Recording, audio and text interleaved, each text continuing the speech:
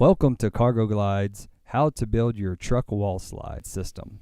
Truck WallSlide starts with the framework that mounts in the bed of the truck. After that, Truck WallSlide has many options. You can choose to have a left wall, or a right wall, or both.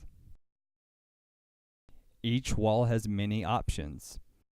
The wall has an option of a weather canopy, and the weather canopy has an option of a lighting strip to light your tools and materials on your wall.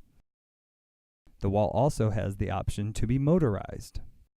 Another available option is a 6-inch LED strobe light on the end of the wall to alert anyone in the vicinity that the wall is in operation. There is also a ceiling slide rail available as an option in the Truck WallSlide system. On this slide rail, you can mount foldable ladder racks that can safely stow your ladder away, or you can mount custom storage bins and containers that are specific to your business needs. Truck WallSlide is also compatible with the CargoGlide pull-out floor slide.